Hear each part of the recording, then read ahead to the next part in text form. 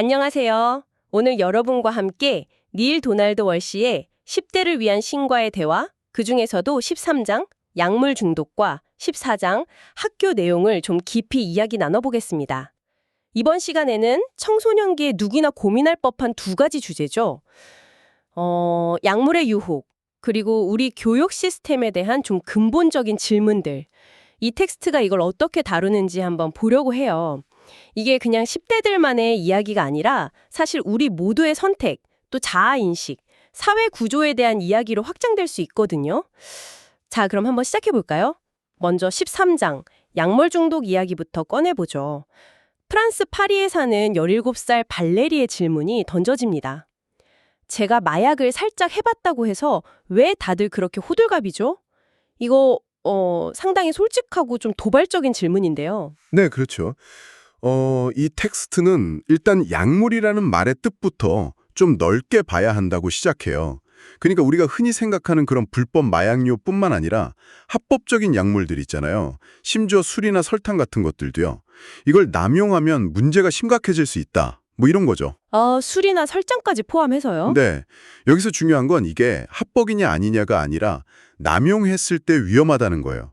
어떻게 보면 당연한 말 같기도 한데 우리가 평소에 좀 놓치기 쉬운 부분이기도 하고요. 맞아요. 특히 술이나 설탕은 정말 일상적이니까요. 그런데 발레리가 살짝 해봤다고 했잖아요. 네. 그거에 대해서 텍스트는 그 살짝이라는 게 거의 불가능에 가깝다고 꽤 단호하게 말해요. 아, 그런가요? 네. 약물의 힘이라는 게 우리가 생각하는 것보다 훨씬 세서 자기도 모르는 사이에 그냥 삶 전체가 거기에 잠식될 수 있다. 뭐 이런 경고죠. 그렇죠. 나는 조절할 수 있어 이런 생각이 사실 얼마나 위험한 착각인지. 하면서 나는 괜찮아, 사고 안 내. 뭐 이렇게 말하는 거랑 비슷하다고 비유하더라고요. 근데 여기서 정말 좀 중요하게 봐야 할 부분이 있는 것 같아요. 어떤 부분일까요? 바로 그 지점인데요. 약물을 쓰는 그 순간부터 생각하는 방식 자체가 왜곡되기 시작한다는 거예요. 생각하는 방식 자체요? 네. 그러니까 본인은 스스로 통제하고 있다고 믿는데 실제로는 약물이 그 사람을 조종하고 있다는 거죠. 헐. 여기서 한 발 더 나아가면 정말 소름 돋는 부분인데 내가 통제력을 잃지 않았다고 생각하는 그 생각 혹은 믿음 자체가 이미 약물의 영향력 아래에 있다는 분석이 나와요. 와. 그러니까 내가 컨트롤하고 있다고 느끼는 상태가 이미 약에 지배당하고 있다는 신호일 수 있다. 그렇죠. 바로 그거죠. 이걸 설명하려고 책에서는 그 유명한 끓는 물 속 개구리 대신에 냄비 속 바닷가재 비유를 쓰더라고요. 바닷가재요? 네. 찬물에 넣고 아주 서서히 데우면 바닷가재는 위험을 못 느끼고 그냥 그대로 익어버리잖아요. 중독 과정이 꼭 그렇다는 거죠.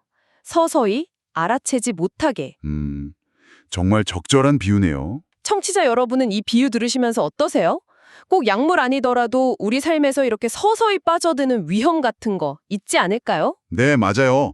그래서 텍스트는 주변에 약물하는 친구들이 겉으로는 멀쩡해 보여도 실제로는 본인만 모르게 이미 그 뜨거운 물속에 있을 수 있다고 경고해요. 왜냐하면 약물이 정상적인 판단 능력을 흐리게 만드니까. 그렇죠. 문제 자체를 인지하지 못하게 만드는 거죠.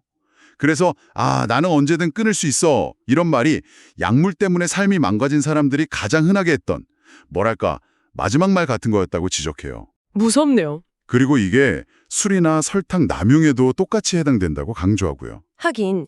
근데 그래도 어떤 분들은 위험한 건 알겠는데 그냥 잠시라도 기분이 좋아지고 싶어서 하는 걸 어떡하냐. 이렇게 생각할 수도 있잖아요. 현실이 너무 힘들다거나. 네, 충분히 그럴 수 있죠. 그 마음도 이해가 가고요. 근데 텍스트는 그런 인위적인 방법으로 기분을 좋게 만들려고 하는 그 마음 밑에는 어쩌면 평소 자기 상태가 상당히 좀 낮게 가라앉아 있다는 현실이 있을 수 있다고 봐요. 평소 상태가 낮아서 그걸 끌어올리려고 약물에 의존한다. 네, 그런 경향이 있다는 거죠. 그리고 사실은 그런 외부 물질 도움 없이도 충분히 기분 좋은 상태가 될 수 있다. 이렇게 강조를 하고요. 그럼 그 대안은 뭔가요? 약물 없이 기분 좋아지는 방법이요? 그게 바로 삶 자체에 온전히 참여하고 몰입하는 거예요. 삶 자체에 몰입한다. 좀 추상적인데요? 그렇죠. 그러니까 인위적인 자극 말고요.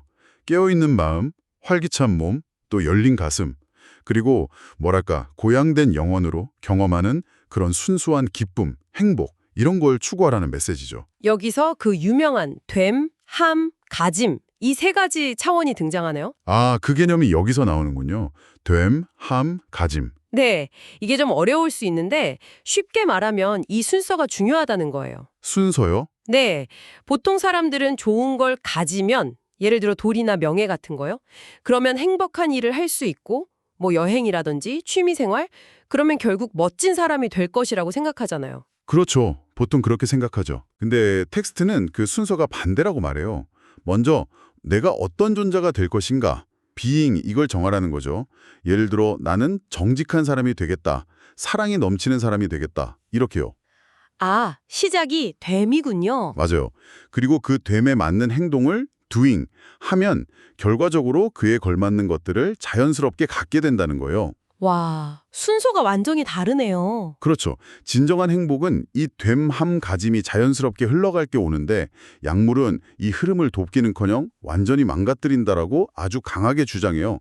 외부 물질에 의존하는 건 이 됨에서 시작하는 건강한 흐름 자체를 그냥 왜곡시켜버린다는 거죠. 아하, 그러니까 행복이나 성취의 시작점을 외부 조건, 가짐이 아니라 내 안의 상태, 됨에 둬야 한다.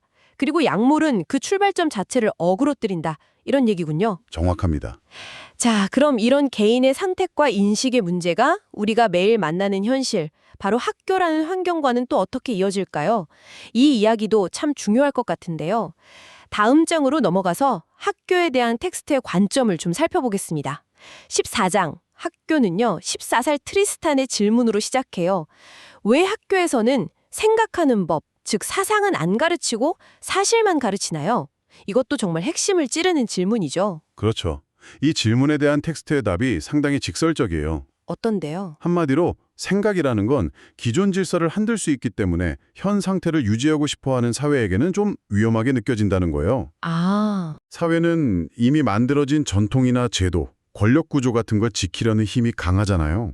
그러다 보니 깊이 사유하는 힘을 키워주기보다는 정해진 지식, 즉 사실들을 잘 배우고 외우는 것을 더 권장하게 된다. 뭐 이런 분석인 거죠. 여기서 한 걸음 더 나가잖아요. 학교에서 가르치는 그 사실이라는 것조차도 네네. 종종 어떤 특정 관점을 정당화하기 위해서 좀 편집되거나 아니면 특정 방식으로 해석된 결과일 수 있다고 경고하죠. 맞아요. 예를 들어 똑같은 역사적 사건도 어느 나라에서 어떤 관점으로 배우느냐에 따라 전혀 다르게 이해될 수 있잖아요. 그렇죠. 이게 결국 우리한테 중요한 질문을 던지는 거예요. 우리가 그냥 당연하게 받아들이는 그 지식들, 이걸 얼마나 비판적으로 다시 한번 살펴봐야 하는가, 이런 질문이죠. 맞아요. 그래서 텍스트는 세상을 그냥 반복하는 사람, 리피터가 있고 세상을 바꾸는 사람, 체인저가 있다 이렇게 나누기도 하더라고요. 네, 그러면서 청취자 여러분도 바꾸는 자가 될 수 있다, 이렇게 격려하면서요. 세상에 좀 마음에 안 드는 부분이 있으면 그걸 바꾸기 위해 직접 나서보라고 촉구하죠. 그 시작 중 하나가 바로 우리가 다니는 학교, 그 시스템의 변화일 수도 있다고요. 그렇죠. 근데 뭐 학교 시스템 자체를 당장 바꾸는 건 너무 큰 일처럼 느껴질 수 있잖아요. 네, 현실적으로 어렵죠. 물론이죠. 그래서 텍스트는 일단 학교 체험을 바꾸는 것부터 시작해 볼 수 있다고 조언해요. 학교 체험을 바꾼다? 네. 학교를 그냥 무조건 비판만 할 게 아니라 좀 긍정적인 시각으로 보면서 건설적인 변화를 직접 제안해 보라는 거죠.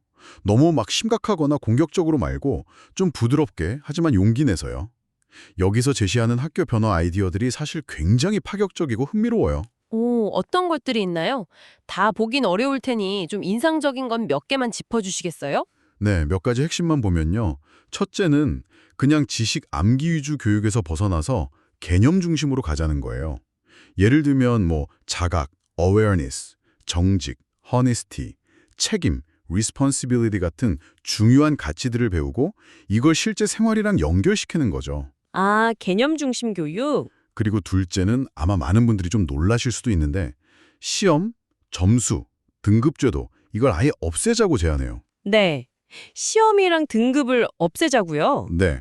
그 대신에 학생이 얼마나 즐겁게 참여하고 또 성장하는지 그걸 평가 기준으로 삼자는 거예요.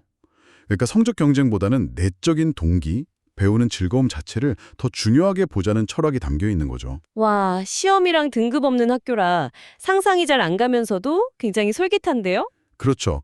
이런 제안들의 핵심은 결국 교육의 목적이 단순히 지식 전달이나 줄 세우기가 되어서는 안 된다는 거예요. 한 인간의 어떤 전인적인 성장과 자각, 여기에 초점을 맞춰야 하는 아주 근본적인 문제제기라고 볼 수 있어요. 정말 근본적인 변화를 이야기하는 거네요. 이런 제안 말고도 학생들이 실제로 겪는 학교 문제들에 대한 조언도 있었죠? 맞습니다.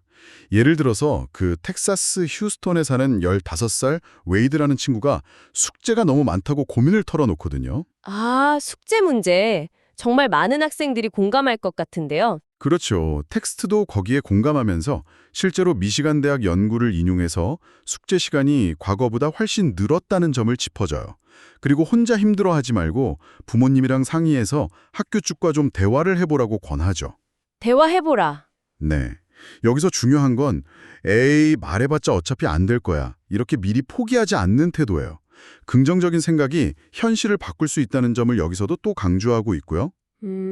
포기하지 않는 태도. 중요하죠. 그리고 또 학교 안에서 이렇게 그룹 지어 다니는 문제 있잖아요.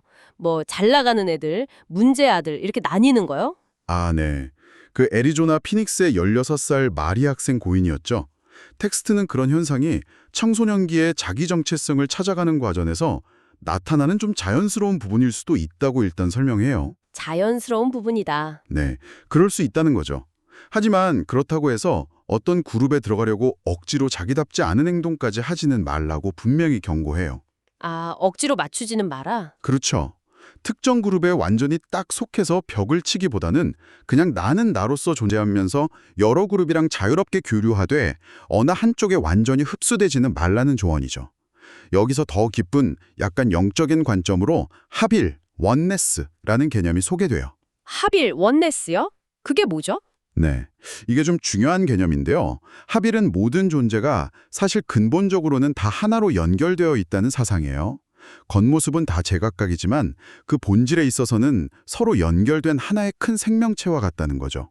모든 게 연결되어 있다고요? 사람뿐만 아니라요? 네, 사람, 나무, 산, 바다. 형태는 다 다르지만 예를 들어 성장이라는 공통된 목적과 생명력을 공유하고 있다는 거예요. 여기서 성장은 단순히 크기가 커지는 것뿐 아니라 진화하고 변화하는 그런 의미까지 포함해서요. 아, 따라서 진정한 정체성은 나는 이 그룹 소속이야 이런 분리된 생각에서 오는 게 아니라 나는 세상 모든 것과 연결되어 있어 라는 이 합일 의식 속에서 찾을 수 있다. 이런 메시지입니다. 와, 되게 새로운 관점이네요. 경쟁하고 분리하는 데 익숙한데 그렇죠. 세상을 바라보는 전혀 다른 방식을 제시하는 거죠. 흥미롭네요, 정말. 자, 마지막으로 두 가지 질문이 더 있었어요. 지루한 선생님 문제랑 커닝 문제요. 맞아요.